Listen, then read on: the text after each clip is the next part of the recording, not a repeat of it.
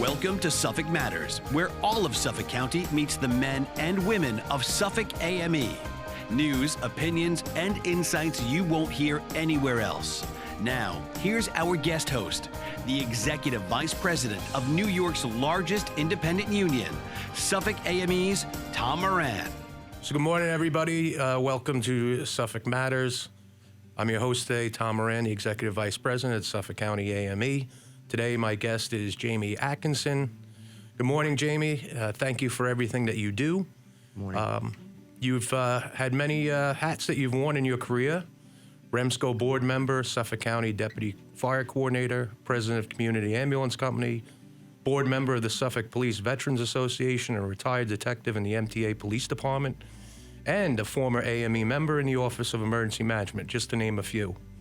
So how have these experiences shaped your life? I guess it starts back from when I was in a youth squad with the ambulance company when I was 16, and I was exposed to the emergency services field, and particularly EMS, and I was a junior fireman in West Sable Fire Department. And from there on, just seeing the impacting people's lives, both in the community service part, but also responding to emergencies, have kind of shaped me into being involved in REMSCO, which is the Regional Emergency Medical Services Council, and also into becoming a police officer at the age of 20, which was pretty young. I went to the NYPD Police Academy as an MTA police officer, and then through the Connecticut State Police Academy, where then I became a detective with the MTA Police, where I investigated a lot of death investigations on the Long Island Railroad. From there, I became involved in the ambulance company. I was one of the youngest ambulance company chiefs for Sayville, Bayport, Bohemia, Oakdale, West Sayville, and now Cherry Grove. And then I went from there. I did 4 years as chief, 12 years in the chief's ranks, and then I became on their board of directors, which this is my second go around, so 8 years on the board of directors, where it's my second time as president of the ambulance company. With that also, I got involved in, while working for the police department, I worked down in the Office of Emergency Management, where I was an AME member. I did that for 3 years part-time, and then I moved over to Northwell Health, where I was the part-time safety officer for 7 years for Southside Hospital, which is now known as South Shore University Hospital. And then from there, I came down with cancer from 9/11, which was stage 4 cancer from my response to the 9/11 terrorist attacks, where we were involved in the response and recovery as a part of Suffolk County's response to the World Trade Center. I had to retire from the police department about 4 years ago. And that's when John Jordan, the commissioner of FRES, asked me to come on as a deputy fire coordinator with FRES. So it's safe to say that you are a busy man, to say the least. More busy now than I was retired, than I was working. So our affiliation together started myself being a FRES dispatcher during your time as chief of community ambulance. So we've talked a lot on the radio, so this is pretty easy for us to do. It's great about some of the things I want to hit on. First and foremost, you spoke about REMSCO. Besides the yearly recognition and awards that are given to responders out in the field, you've also now started to include some of our members, people that work at FRES that are giving life-saving instructions over the phone. So it's really highlighting their work. So speak about, I want to talk about recently AME pushed to get a bill passed. The governor signed it to make all our emergency communicators first responders. I just want to know, as a first responder out in the field, what your feelings are on that. Yeah, so the Suffolk County adopted, and basically everywhere in the United States have adopted, the American Heart Association Chain of Survival, which basically is what actually takes place for somebody that is technically, scientifically, medically passed away in the field, to get them back to life and actually leave the hospital. So if you think about it, that's physically saving somebody's life. And that chain of survival starts with the AME dispatcher at FRES, who takes that first emergency call. And when that person takes that emergency call, they start giving medical advice. And they give medical instructions, like you said. And those medical instructions are a very stressful moment. That's the first contact that anybody has in their worst time of their life. A family member calling for a loved one that goes unconscious or in cardiac arrest, or even a civilian that passes by in a store or a grocery store, or in the public.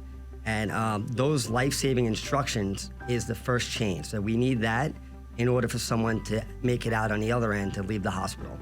And those instructions are not just instructions on medical advice, it's also where are your closest AEDs to the location. The FRES maintains a database of all the AEDs in the county and are able to pull up on the screen immediately where the closest one is. So if a civilian is in the area or a family member, they know where to go to get it. And then on the other half of FRES, they're now dispatching the EMS, working with the police department and the fire department to start those other chains of survival, which is advanced life support, basic life support, transport to the hospital, the clinicians at the hospital, everybody working as a team for a successful outcome. So last year in 2020, we had just shy of 100 people's lives in Suffolk County that were affected by this chain of command, chain of survival that actually left the hospital. So if you think about that, your members successfully saved over 100 people's lives, and they're now walking around our population in Suffolk County. Sure. And, you speak about this chain of survival. There's a lot of it that people wouldn't even think about. We have the Pulse Point app where those could be people in your community, volunteers. They don't even have to live in your community. They could be at a shopping center or something, and if somebody opens that door to the AED, they're alerted. They could just be in a store shopping right next door and go and help aid. You also touched on giving those instructions, and community ambulance being such a large area covering multiple towns. A lot of calls are going on at a lot of time. It may take a little while for you to get there because of the vast response area you have or other emergencies that are going on. Yeah, so back probably about 15 years ago, Bill Lindsay Sr., who was the presiding officer at the time, wanted to create the database at FRES of all the AEDs. Before that, if you bought one, it was sent to the health department. It wasn't cataloged where they were. So he created a program, and with that program, we actually created he gave us money to buy AEDs for stores down Main Street in Sayville, and we encroached in Bayport a little bit. So if somebody was driving down Main Street and they had a heart attack or they went unconscious, the dispatcher, this was the first time it ever took place anywhere in New York State, the dispatcher would be able to pull up and say, all right, we know in Sayville there's 15 AEDs from Oakdale to Bayport. And they would alert the person that calls 911 to go get that AED and start CPR, someone get the AED, this is where it's located. And all of that was kind of revolutionary at that time. All stemmed from Bill Lindsay Sr. meeting with FRES Commissioner Joe Williams and saying, how can we incorporate dispatchers more into the first response realm of emergency services in the county? How can we use all of our resources and bring it together to create that successful outcome of someone walking out of the hospital alive? Sure, and now, for some of our listeners that might not know, or maybe they've never taken a CPR class, you can use an AED and never been trained on it. It basically walks you through the process, tells you what to do. It's almost foolproof, right? And I know you started out as being in the juniors, so to speak, in the community ambulance and the fire department. Do you do some of that training with your juniors, how to show them to use that equipment? Yeah, we do. And actually, a lot of our training with CPR, we do a lot of different trainings with CPR. We do hands only, which is basic layman, no breath, just chest compressions, because studies have shown that when somebody goes unconscious, they have enough oxygen in their system. The most important thing is to get that heart beating and get that oxygen circulating. So we train a lot of that to the lay person, but a lot of your AME members that work in a division of the health department, the division of EMS, actually sponsor all the EMS and fire agencies, all 121 now, in the county, with getting CPR training out. So actually your AME staff in the Department of Health, in EMS, certify and train thousands and thousands of citizens and first responders from fire, police, and EMS in CPR every year. So I would be remiss if I didn't mention that they're a big integral part as well in the whole realm of training community and first responder and CPR to go along with Pulse Point, the dispatchers, and this chain of survival. Sure, and they're a part of that chain of survival almost at the preemptive part, so to speak, of they're giving out the training so in case of the emergency that they're prepared and they know what to do if that a situation should arise. Yeah, we like to call it like preventative like emergencies. How can we stop someone from calling 911, or how can we mitigate the situation? And a lot of that we do with the Sheriff's Department civilians as well that are AME. A lot of them assist us yearly in car seat inspections and scheduling ID cards, the kids, and the autism awareness, and you can go on and on. I mean, drug take back, all that scheduling and that administrative work that actually goes back to the civilians that are AME at the Sheriff's Office.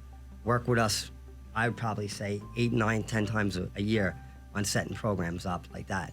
So I could tell you that AME membership really impacts every aspect of emergency management. It's really working as a team collaboratively that brings all these programs and initiatives to fruition. And of course, all our members are very appreciative of somebody of your caliber that was a part-time member, but did see the benefits of being a part of our union, but also now being sort of on the inside and outside, understands the hard work that our men and women of AME do. I wanted to touch on some of the stuff over the last 18 months or so. How has community ambulance dealt with the COVID? So COVID was challenging. I think it was challenging for everybody. Me personally, I sat on a think tank for the county, which was including of the fire marshals, OEM, the police department, sheriff's department, and several other chiefs and organizations that are bigger in the county. And we would get together and we would run through scenarios of different situations that we would be encountering and putting our thoughts together as a team as to how we can transform the way we operate. How can we get enough volunteers out on calls? How can we help them with deconning, which the fire marshal's office was instrumental in that, as well as the Town Hazmat team. Not just deconning, but how do we change our protocols to meet the conditions that were affecting our older members? A lot of our volunteers are older. A lot of them some of them have pre-existing health conditions, and our fire and EMS service works primarily off volunteer, although a lot of it now is kind of mixed paid and volunteer. But really it's staffing issues. When you're dealing with 121 agencies throughout the whole county, Suffolk County Fire Marshals, OEM, FRES, Division of EMS, Health Services, Department of Health, all had to kind of step up and do a support role to help us out in figuring that whole dynamics out, because it was changing every other day. So what's PPE to wear on calls? How do we get the PPE? Logistics, resource management, I mean, you name it. And I think it really brought the county more communicating together, especially through the Office of Emergency Management in the Emergency Operations Center. So I wanted to also touch on your professional career working with the MTA. Now, to most people, they hear MTA and they think just about the trains, or it's almost like AME. You don't think about all the jobs that really fall under MTA. So tell us about your career there. What exactly you did, where you worked, and just to give our listeners a little further background at that. So I started with the MTA Police as a civilian. I was actually started as a dispatcher, and I moved over to the Command and Control Center in Lexington Avenue, Manhattan. So the MTA Police covers all of Long Island Railroad, all of Metro North, and Staten Island Rapid Transit. And now they're going into the subway system to assist NYPD. So when I worked there as a dispatcher, I was there for 3 years before I became a police officer. And when I became a police officer, like I said, went to NYPD, Connecticut, and an MTA training, where then I started working on the Long Island Railroad aspect of it. So I started off in Queens, then I worked in Nassau, then I worked in Suffolk, became a detective. I worked in Penn Station. I also did train patrol, where we rode the trains from Penn Station to Montauk. And then as a detective, I worked in Queens, Brooklyn, Manhattan, Nassau, Suffolk County, where I did a lot of death investigations for anyone that got hit by a train. It was primarily a job function that we did. So it was very stressful in that you're dealing with a lot of people that got struck by trains for various different reasons, whether it be accidental, suicide, and a whole host of other reasons. But I think it really trained me, because in that role, we also worked with many different agencies. You have to work with Suffolk Police, Nassau Police, and I think that's what kind of like brings us all together.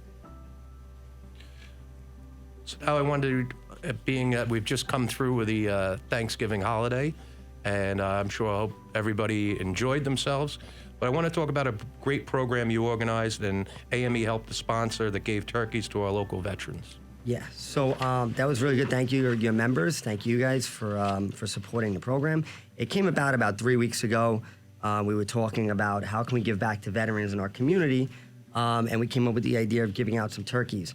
But at the same time, we were doing a Be the Match registry at our building, almost like a blood drive, except there are many people out there that need to get bone marrow transplants because they're cancer patients, and they're waiting on a registry to find a match. So all it was a simple swab of the cheek, and then you get sent into a database, and if you match somebody that needs a bone marrow transplant, they will actually reach out to you and take blood, and you can give bone marrow. So when we did that, we figured, well, we're giving out turkeys to veterans, why don't we make it a recruitment event as well? So we included a recruitment portion of it. So anybody who came got a recruitment flyer, and if they were a veteran, they got a turkey, because veterans, in my opinion, become very good volunteers for our local fire and ambulance company. They're used to stressful situations, they're used to service to our community, and they come from a really good background for emergency services. So you guys helped us out with supporting the turkey portion of it. We did about 95 turkeys we gave out to veterans from all over Suffolk County. Many of them were a lot of your members that came, which I'm glad you guys sent it out, because a lot of your members came, and we had really good conversations, and I was very impressed with how many veterans were AME members, and I appreciate their service to our country, and they actually stopped and ended up helping us a little bit with giving out the turkeys. We got 15 people to register for the Be the Match, and we gave out about 115 recruitment flyers to different people that came to both programs to help us get volunteers in the EMS and fire service. So as a three-pronged program, I think it was extremely successful. That's terrific. And to our listeners that might have just tuned in, I wanted to remind you today my guest is Jamie Atkinson, who's been an MTA detective, part of the Frez family, being a coordinator, and also president of the Board of Directors for Community Ambulance. I also want to mention with this event, the Turkey for Events, that our friends here at Walk FM and Connoisseur Media also helped the effort by donating some additional turkeys. Yes, that was huge. We actually found that we thought 90 would be enough. It's our first time doing it, and then we needed those extra turkeys. So it actually became very useful to have those extra. So I thank you guys very much for that. Sure, and anytime you start something of this magnitude, especially with how busy you are, you just want to grow on it each year. You want to move it forward. Is this something that is promoted out to the community if they want to help donate, or? Yeah, if you want to help donate, absolutely. You could just contact us at secretary@communityamb.org, and we'll definitely be more than welcome next year to grab some turkeys and put it towards our cash. We did get them from Restaurant Depot. They gave it to us. I know right now there's a shortage of turkeys, so we had to work very diligently to get them secured, and I think they went to really good use. There was we had 2 veterans that actually walked up to the turkey drive that were homeless. So to think that homeless veterans are even in our community, and we loaded them up with a bunch of food and gave them a gift card as well, and turkeys to go home. But I think a lot of people kind of saw that there was a need for this in the community, and we're definitely going to do it again next year. That's terrific. So let's hit on some of the stuff that you do out in the field on emergency situations. I want to talk about the recent oil tanker accident on Veterans Highway along the Connecticut River. For those that aren't familiar with the accident, what happened on November 10th of this year? So a tanker truck, an oil tanker truck, flipped over, was in an accident, and it flipped over and it was leaking oil. Usually you would say, okay, an oil tanker, you clean up the oil. But in this situation, on either side of the road, you actually had the Connecticut River. So we were looking at it as as we need to get this oil contained as quick as possible, because we didn't want it to get into our water system. If it gets into our water system, obviously it creates an environmental situation. So Lakeland Fire Department had the lead on it. We also had Central Islip Fire Department, Central Islip Suffolk Ambulance stand by with an ambulance. And then when I got there as a deputy fire coordinator, along with 2 other coordinators, we made the decision to call out the Suffolk County Frez and the Suffolk County Hazmat Strike Team, along with the Islip Town Hazmat Team, which basically the strike team is comprised of multiple agencies in Suffolk County that converge on a location, and they train together. They're all over the county, and they work together to mitigate the situation, whatever it is. It could be anything hazmat related, from chlorine leaks to, in this situation, oil, or even dumping. It could be anything that would require a hazmat response. It's really a support function to the local hazmat team. So the Isomtown hazmat team got to the scene. They started controlling the oil. They started to put down quicksand, neutralize the oil that was on the ground itself, and they were trying to control the oil from getting into the water system. We called out the hazmat team, which is comprised of the fire marshal's office, Office of Emergency Management, the Sheriff's Department, the Police Department. There's an EMS component, which is through the Division of EMS through the county. And a majority of those are all AME members, who, if you think of dispatchers taking the phone call and being first responders through actually not being able to physically be there to help somebody, but give it over the phone, you have the response component of AME, which that would be that. They respond out and they create the hazmat team. Sure, and how long did this operation actually take place? It went on for about 5 hours. We contained majority of it. I think there was around 2,800 gallons of oil that was still in a tanker that needed to be siphoned out and put into another tanker so that it didn't cause a hazard, and then it had to be uprighted, and then we had to have it towed away. So with all that, a lot of it was our mitigation and neutralization of the fuel from preventing it from getting into our waterways so our environment was safe. So AME played a huge part in that. It was a successful operation. Only one person was injured, the driver, and they were taken to the hospital in stable condition. Excellent work, excellent work. I'm kind of led to believe that your career as working with the MTA, as you spoke earlier, that there were many times that you had to work with different agencies. And I'm sure there's many hurdles on an incident like that where everybody wants to try to take the lead, so to speak. But I'm sure, I know myself as being a former fire chief, know that things like this only get done when agencies work together. They all see what the end goal is here. They all know what their role is to do. Are there any types of, how do you prepare for something like this before it happens? So going back to working together, the one thing I have to say is being a deputy fire coordinator, that's one of our jobs, is to kind of rally everybody together and use a unified command structure where we all get together and everybody puts their brains and their ideas and their experiences and their expertise together for a situation. I think that's pretty much one of the most important things I've learned, is that it really takes a group. It takes a group of people to come up with a successful outcome. When it comes to how do we train for these, all the time we're training. We do a whole bunch of different trainings with urban search and rescue, which a lot of the AME fire marshals, OEM, again, the same team is involved in, whether it be with the hazmat team. We train constantly working together so we know each other's faces when we get on scene. We have a working relationship with each other. We know how each other are gonna respond and act in certain situations that are very high stress. And I think that's most important. So yeah, you have the training aspect of it, and then you have everyone meeting together and having a unified command function on a scene where we all bring our expertise and our experience together to come up with a plan before we attack a emergency. Sure, and now, you know, for those that don't understand the whole deputy coordinator program, people like yourself, you're volunteering to do this. Yeah. And all the coordinators that are in the county, the townships have their own respective coordinators, and those are for the regular everyday incidents like a residential house fire or a major accident. But besides that, there's the county coordinators like yourself that they get appointed because of their background. We have people that are worked for Long Island Railroad. We have people that are specialized in high-angle rescue, that specialize in confined space rescue, not the everyday type things, but they all train and they all bring their expertise to serve our members of our community, keep us safe for those incidents that don't happen every day. Yeah, so in the fire coordinator program, like you said, there's people with expertise. And how I look at it as this is when yes, we volunteer, but we all come from a background that's unique. You have a tech rescue coordinator, you have a hazmat coordinator, you have a rail, aviation, EMS, PIO. You can go down the list. And then you have what I am, which is an all hazards coordinator. So an all hazards coordinator comes with multiple disciplines of knowledge.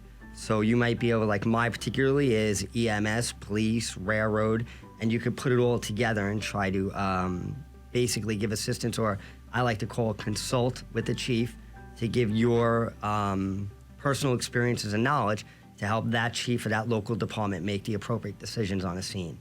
And also, we also have a vast knowledge of the resources and logistics in the county. I'll give you an example. If we had recently a trench rescue where someone was stuck in the ground and dirt was on top of them, and there was a particular vehicle that we know that the county owns that's ran by DPW called a vac truck, and it's really used for sewers, and it sucks out the sewers. But if they're covered in dirt, you could use that vehicle, if you get it to the scene, to suck large amounts of dirt out to get to the person quicker if they're underground. So in that situation, the tech rescue coordinator knew about that resources and requested it and got it there within 5 minutes of the scene in an effort to try to save the person's life. So that's just one of many examples. We have water rescue coordinators who come out and have an expertise in water instances, different boats, and again, aviation if a plane crash happens. So on the county level, these are people that come from the ex-chief's ranks, that come from an expertise. A lot of them worked in city ESU or FDNY, or like me, MTA police or Port Authority police, and you come with a certain expertise that you can give to the scene and to the incident commander to help them. It's really a support function.